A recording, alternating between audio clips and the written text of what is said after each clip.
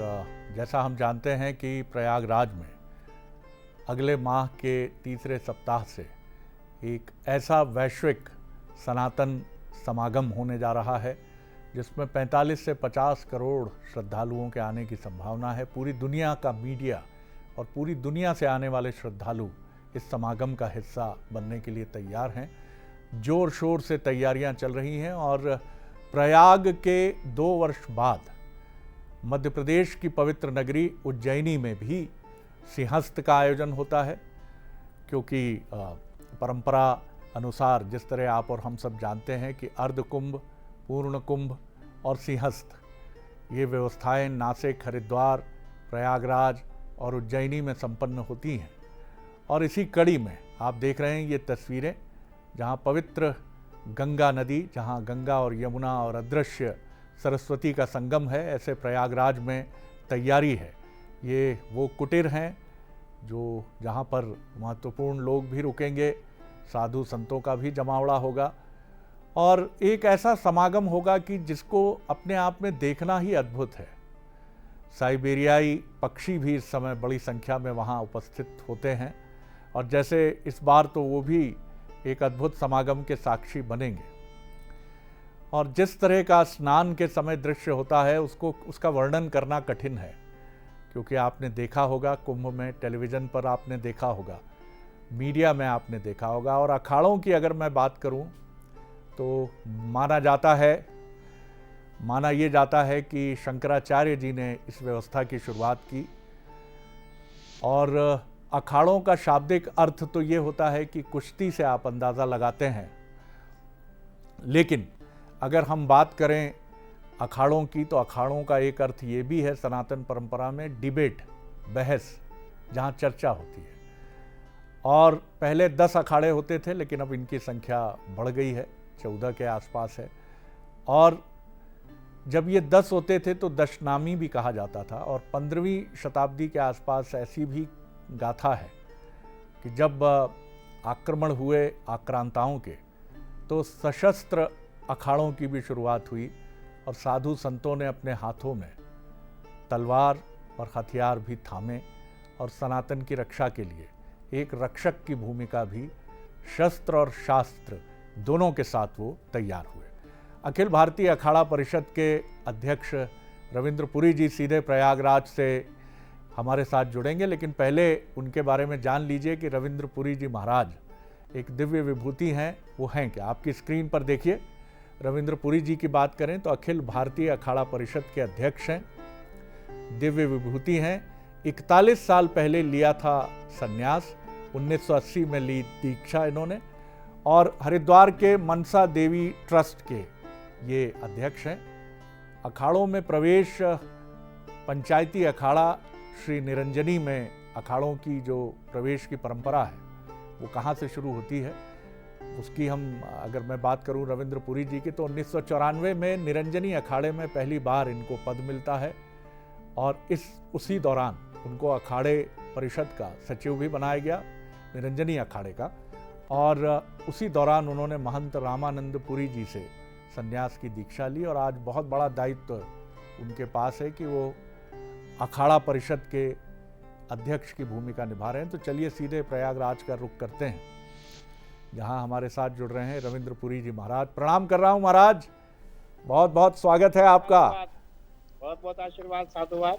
जी जी जी, थोड़ा सा जरा हमारे दर्शकों को बता दीजिए अखाड़ों की परंपरा के बारे में। मैंने अपने अल्प ज्ञान से कुछ बताने की चेष्टा तो की है, लेकिन आपके मुखारविंद से वो अद्भुत लगेगा, तो थोड़ा सा हमें बता दी। जी जी, आपने बहुत ही अच्छा कहा। आप सब जानते हैं क्योंकि आप खुद उज्जैन से है और उज्जैन की जो परंपरा है, प्रयागराज हो, उज्जैन हो, नासिक हो, हरिद्वार हो जी, चारों जगह कुंभ लगता है। और उज्जैन में भी हमारे अखाड़े हैं, लेकिन आज प्रयागराज में हम लोग मेला भूमि में बैठे हुए हैं जी। और यहाँ पे 13 अखाड़े हैं, जिसमें 7 सन्यासी अखाड़े हैं, 3 हमारे वैष्णव अखाड़े हैं और 3 हमारे उदासी अखाड़े हैं, जिनकी संख्या 13 हो जाती है। तो भारत में 13 ही अखाड़े हैं। आपने बहुत अच्छा कहा था, ये लोग सोचते हैं कि अखाड़े का मतलब है दंगल आदि करना, परंतु जो आपने कहा वो सत्य है। अखाड़ों की परंपरा सर्वप्रथम दंगल की ही थी, शस्त्र और शास्त्र। ये परंपरा से ये हमारी परंपरा में चला आ रहा है। और आजकल भी आप देखते होंगे कभी कभी हम लोगों में आपसे विवाद भी हो जाता है, क्योंकि हमारे डीएन में जो हमारा डीएनए है उसमें दंगल भी है और शस्त्र भी है, शास्त्र भी है। तो सनातन की रक्षा के लिए अखाड़ों का गठन किया गया था। और जितने भी अखाड़े हैं, आज आप देख रहे हैं जब भी हमारा महाकुंभ प्रयागराज में आता है, उज्जैन में हो, नासिक में हो, हरिद्वार में हो, सभी अखाड़े जो है शाही स्नान के लिए निकलते हैं। और मैं सबसे बड़ी बात मैं ये कहना चाहता हूँ, जो हमारे शाही स्नान की परंपरा है, ये हमारे उज्जैन से अभी अभी हमारे माननीय मुख्यमंत्री, जो बहुत ही अच्छे मुख्यमंत्री है, जिनको हम हमेशा अप्रिशिएट करते हैं, माननीय मुख्यमंत्री मोहन यादव जी, जब वो महाकाल में गए थे, उनको पूछा गया कि भाई, बोले माननीय जी आपको शाही सवारी में चलना है। तो मुख्यमंत्री जी ने कहा भाई शाही सवारी क्या होती है, क्या आपके पास कोई अच्छा सा नाम नहीं है, क्या देववाणी में कोई नाम नहीं है, क्या सनातन में कोई ऐसा नाम नहीं है। तो मैं उस समय दिल्ली में था, मुझे भोपाल से फोन आया, प्रेस का फोन आया। मैंने कहा माननीय मुख्यमंत्री जी ने जो कहा है बिल्कुल उचित है, और जो हमारा महाकुंभ प्रयागराज का होगा, प्रयागराज में भी अब हम जो है नाम बदल देंगे। पेशवाई की जगह पे हमने छावनी प्रवेश किया है और शाही स्नान की जगह पे हमने राजस्विक स्नान किया है। ये हमारे माननीय मुख्यमंत्री जी की देन है, जो हमारे उज्जैन, जो हमारे मध्य प्रदेश के मुख्यमंत्री डॉक्टर मोहन यादव जी है। वाह, मध्य प्रदेश के मुख्यमंत्री उज्जैनी से आते हैं। और धार्मिक विद्वता की भी मैं बात करूं, या एक भगवान प्रभु श्री राम और प्रभु श्री कृष्ण के जीवन और आदर्शों की बात करूं, उनका उल्लेख बड़ी गरिमा से और बड़ी गहराई से वो अक्सर करते हैं। और इस बार संयोग ये भी है कि उत्तर प्रदेश का ये महाकुंभ एक योगी की निगरानी में और एक उनकी सेवा में होने जा रहा है। इसे आप किस तरह देखते हैं, किस तरह की व्यवस्थाएं की हैं? और योगी आदित्यनाथ जो एक तरह से आप ही की परंपरा का प्रतिनिधित्व करते हैं, आप संतों की परंपरा का ही प्रतिनिधित्व करते हैं, उनके होने से इस महाकुंभ को लेकर कितना उत्साह और तैयारियों में कितना और परिष्कार और बेहतरी है? देखिए, मैं ये कहना चाहूंगा, हमारे उत्तर प्रदेश के माननीय मुख्यमंत्री आदित्य योगी नाथ जी एक सनातनी भी है, सर्वप्रथम वो संत भी है, और मैं समझता हूँ हिंदू हृदय सम्राट है, जिन्होंने हमेशा सनातन पे काम किया है। और सबसे बड़ी बात यह है, माननीय मुख्यमंत्री जी के कार्यकाल में 2019 का कुंभ हुआ था, और ऐसा कुंभ हमने पहली बार किया था। सबसे बड़ी परेशानी जो हमारे कुंभ में होती है, जब यहाँ यात्री लाखों की संख्या में आता है, करोड़ों की संख्या में प्रयागराज में आता है, उस समय जितने भी अखाड़े हैं, जितनी संस्थाएं, जितने एनजीओ हमारे यहाँ कार्य करते हैं, जितने आश्रम मठ यहाँ कार्य करते हैं, सबके यहाँ लंगर चलते हैं। ये प्रयास किया जाता है हमारे जितने भी यात्री हैं, जितने श्रद्धालु हमारे देश विदेश से आते हैं, सबको भोजन मिले। भोजन की व्यवस्था पूरे कुंभ क्षेत्र में हो जाती है, परंतु सबसे बड़ी जो मुख्य हमारी जो दिक्कत आती थी वो शौचालय की थी। तो वो माननीय मुख्यमंत्री जी ने 2019 में हजारों की संख्या में शौचालय बनाए, और इससे हमारा जो पिछला 2019 का कुंभ था, महाकुंभ नहीं कुंभ था, क्योंकि वो 6 साल में मनाया गया था, और ये महाकुंभ है, ये 12 साल में मनाया जा रहा है। वो जो कुंभ हुआ था उस समय बिल्कुल स्वच्छ हमारा जो है कुंभ हुआ था।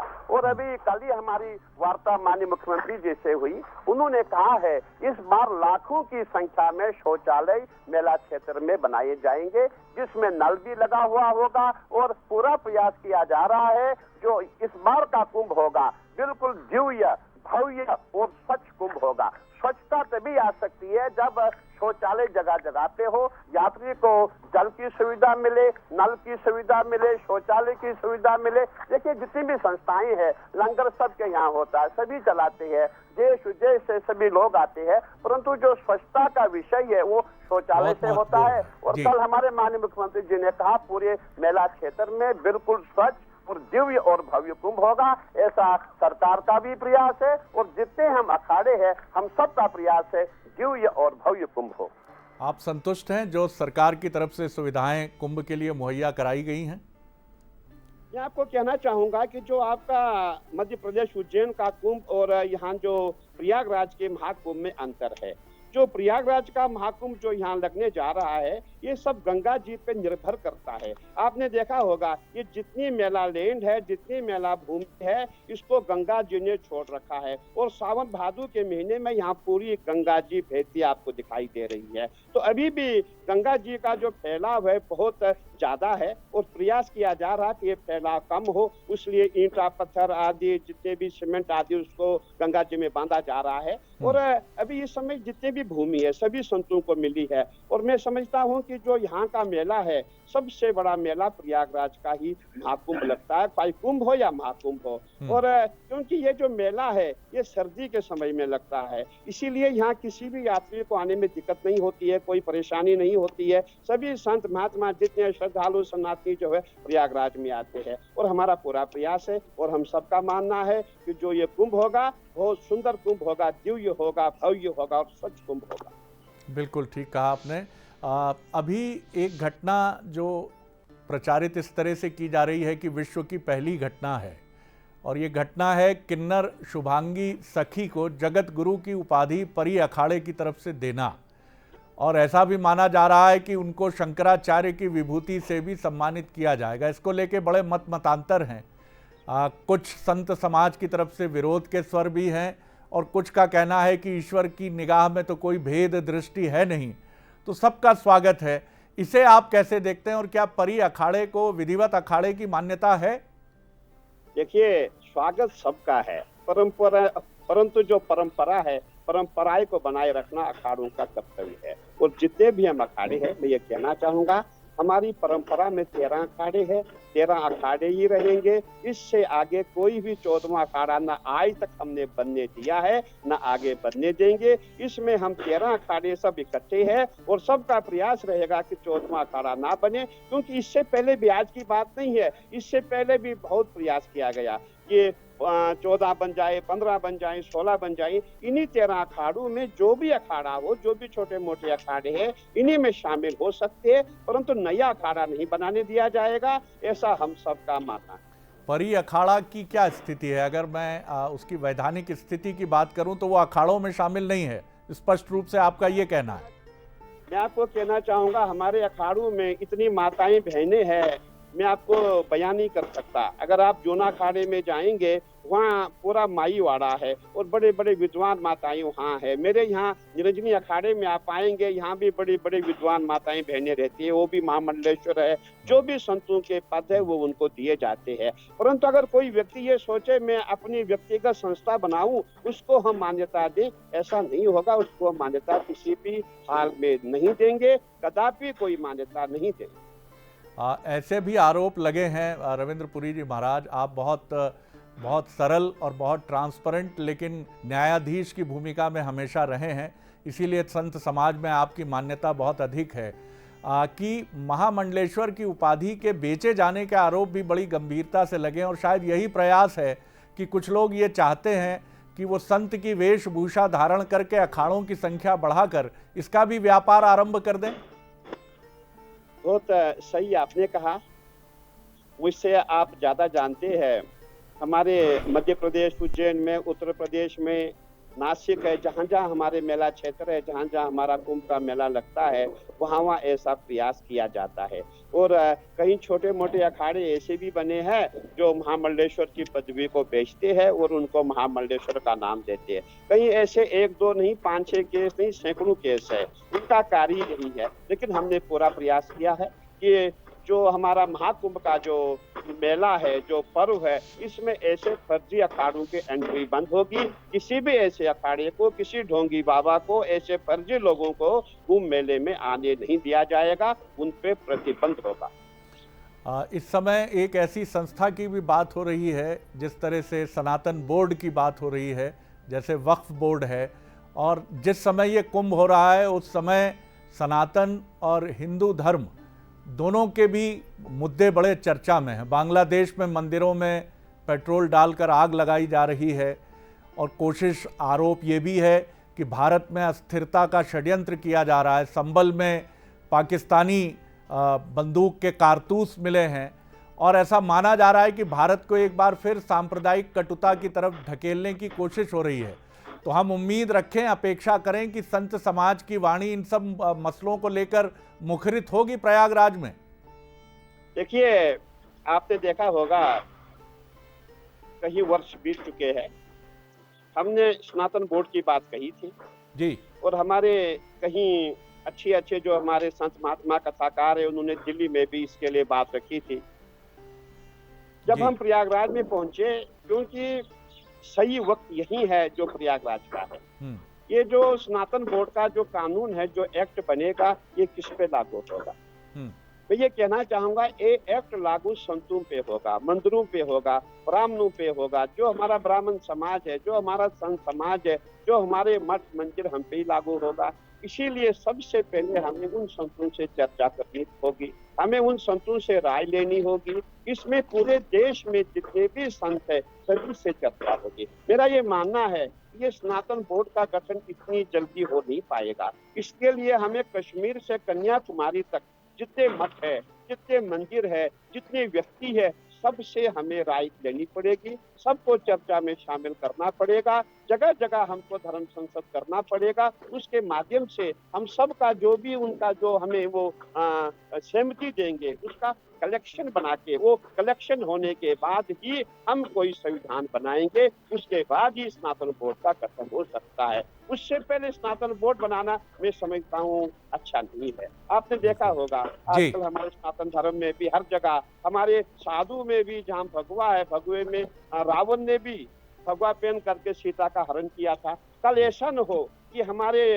सनातन बोर्ड के अंदर ऐसे पदाधिकारी आ जाएं, ऐसे व्यक्ति आ जाएं जो हमारे मठ मंदिर है उनको निगल जाए।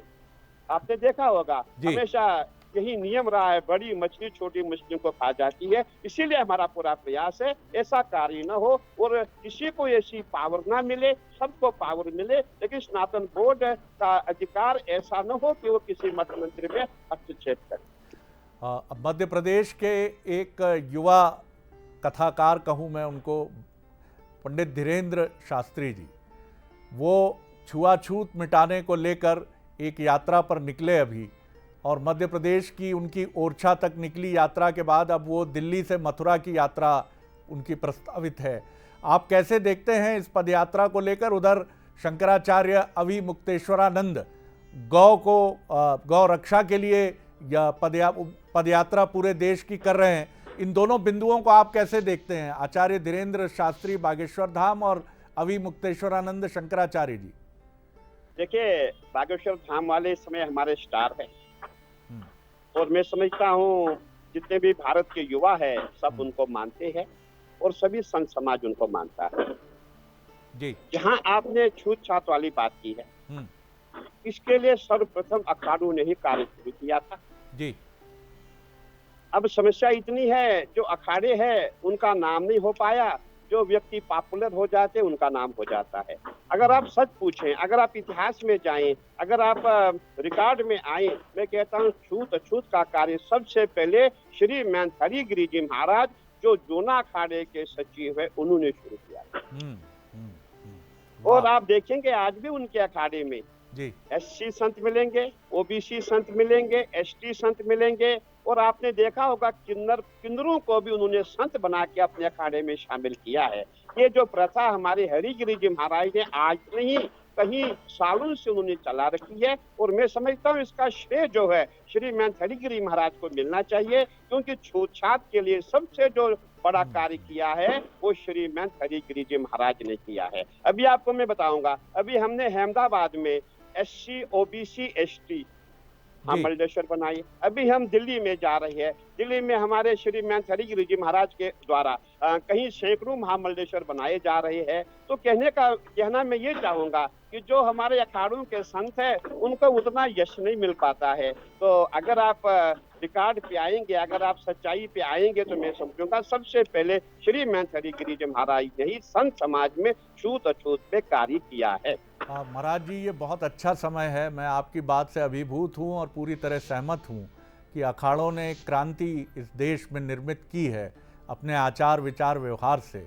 अगर हम मंदिरों में हमारे जो अनुसूचित जाति जनजाति के हमारे भाई बहन हैं, अगर उनकी भूमिका महंत पुजारी के रूप में सुनिश्चित होगी और ऐसी ध्वनि प्रयागराज के संत समागम से निकलेगी और इसको मान्यता देकर भारत के जो सामंतवादी सोच के स्थान हैं, जिसमें मध्य प्रदेश, उत्तर प्रदेश का बुंदेलखंड और इसी के साथ बिहार और हरियाणा और दिल्ली शामिल हैं, पंजाब को भी ले लीजिए तो, और दक्षिण भारत को भी, तो इन तमाम स्थानों पर संतों को स्वयं जो प्रतिष्ठित, पूरे देश में प्रतिष्ठित संत हैं, चाहे वो श्री श्री रविशंकर जी हों, रविंद्रपुरी जी हों, जग्गी वासुदेव जी हों, बाबा रामदेव भले ही योग के प्रणेता हैं लेकिन प्रसिद्ध हैं, अवधेशानंद जी हैं, ये सब आकर ऐसी अलग जगहें, ऐसा भी कुछ स्वर निकले महाराज, आनंद आ जाएगा। मैं आपको ये स्पष्ट करना चाहता हूँ, हमारे यहाँ जितने मंदिर है उसमें हमने जितने भी, आपने जो, मैं जाति की बात नहीं करता हूँ, सभी वर्ग के लोग हमने लिए हैं। समस्या एक खड़ी होती है, हमारा ये कहना है कि जो भी मंदिर में पुजारी बनेगा उसके लिए जो हमारा एक कोर्स है, पुजारी का कोर्स, आपने देखा होगा मध्य प्रदेश में एक कोर्स होता है, जो पुजारी बनेगा उसको वो सर्टिफिकेट कोर्स करना पड़ेगा, उसको कुछ आना भी जरूरी है, उसको मंत्र आने भी जरूरी है। जो वो कोर्स क्वालिफाई करेगा उसी को पुजारी का पद मिलेगा। ये हर जगह का प्रयास है, जो भी पुजारी बनना चाहता है उसकी एजुकेशन देखी जाती है, उसकी क्वालिफिकेशन देखी जाती है, तो क्वालिफिकेशन के आधार पे उसको मंदिर में नियुक्त किया जाता है, जाति के आधार पे उसको नियुक्त नहीं किया जाएगा। ये हम सबका प्रयास है, हम सबको एक करना चाहते हैं और हमारे माननीय गृह मंत्री जी का प्रयास है, पूरे भारत में जितनी जाति है जातिवाद समाप्त हो और सब एक हो जाएं और हम सब इसी मिशन को आगे बढ़ा रहे। जी जी, आखिरी प्रश्न कर रहा हूं आपसे, आखिर ये जो सांप्रदायिक तनाव की स्थितियां बन रही हैं, इनके समापन के लिए भी ये एक सही मौका है, समापन के प्रयास के लिए। जटिलताएं बहुत सारी हो सकती हैं, लेकिन क्यों ना आप आमंत्रित करें प्रमुख मुस्लिम धर्माचार्यों को भी कुंभ में, और दोनों एक मंच से ये संदेश दें, जो दुनिया का सबसे बड़ा धार्मिक समागम है, कि लोग बहकावे में ना आए, उकसावे में ना आए, व्हाट्सएप को देखकर भ्रमित ना हो, रील्स देखकर या जो हमारे शत्रुओं की तरफ से प्रचारित की जाने वाली सामग्री है उसको देखकर व्यथित ना हो। सदियों से साथ रहते आए हैं, सदियों तक साथ रहेंगे। मैं आपकी इस बात से सहमत नहीं हूँ। कहते हैं, मैं बोलना नहीं चाहूंगा, हम टीवी चैनल पे बैठे हैं, बंसल चैनल है, बहुत बड़ा चैनल है, ये कभी हो ही नहीं सकता, कदापि नहीं हो सकता। जी, आपने देखा होगा इस समय पूरे भारत में एक ट्रेंड बना हुआ है, जब भी सनातनी को चाय पिलाई जाएगी उसमें थूका जाएगा। जहाँ भी इनके होटल है, जहाँ इनके आप देखेंगे चाय की दुकान हो, फल की दुकान हो, फूल की दुकान हो, सब में थूकेंगे। अब आप बताइए इनका हमारा भाईचारा कैसे होगा। आप उत्तराखंड में आएंगे, वहाँ लैंड जहाद, लव जहाद आसमान छू रहा है। यूपी में आप आ जाएंगे, हिंदू मुस्लिम का फसाद हो रहा है। पूरे देश में आप जाएंगे, हिंदू मुस्लिम हो रहा है। और जब इन्होंने वो थूक झात शुरू किया था, उस समय मैंने उत्तराखंड से अपील की थी कि जितने भी हमारे मुस्लिम धर्म गुरु है वो ऐसा कानून बनाए, वो ऐसा बाइलाज बनाए कि जो भी मुस्लिम व्यक्ति फूलों में थूकता है, चाय में थूकता है, जूस में पेशाब करता है, ऐसे गंदे कार्य करता है, उस पर तुरंत एक्शन लिया जाए, उसको समाज से ही निष्कासित किया जाए। परंतु किसी धर्म गुरु ने ये नहीं चाहा। हमने टीवी डिबेट में ही देखा, उन्होंने कहा ये हमारी परंपरा है, थूकना हमारा जो प्रेम है, प्यार है, तो तुम्हारा प्रेम प्यार हमें नहीं चाहिए, तुम्हारी थूक हमें नहीं चाहिए। हम साधु है, हम संत है, हम तपोनिष्ठ है, हम ब्रह्मनिष्ठ है। हमारे यहाँ महाकुंभ में लाखों की संख्या में संत आएंगे, नागा संत आएंगे। आपने देखा होगा आपके ही मध्य प्रदेश में हमारे एक बापू रहते जो नर्मदा की परिक्रमा करते हैं, उन्होंने 4 साल से अन्न ग्रहण नहीं किया है, वो खाली जल पीते हैं। आपने हमारे एक चुनरी वाला बाबा सुना होगा जिसने पूरे जीवन काल में अन्न जल भी ग्रहण नहीं किया।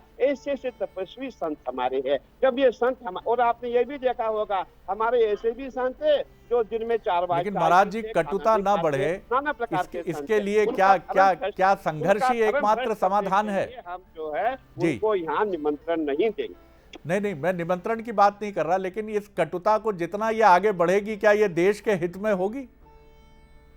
नहीं, देश के हित की बात नहीं, इसमें उन लोगों को आगे आना पड़ेगा। आपने देखो हमारा मान है, सर्वे भवन्तु सुखिनः, सर्वे सन्तु निरामयाः, सर्वे भद्राणि पश्यन्तु मा कश्चित् दुःखात् भवेत्।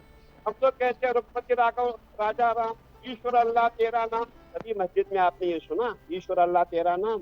हम ही गाते रहेंगे, हम ही पीछे पीछे लगे रहेंगे, इनका भी कोई फर्ज है, इनको क्या किया?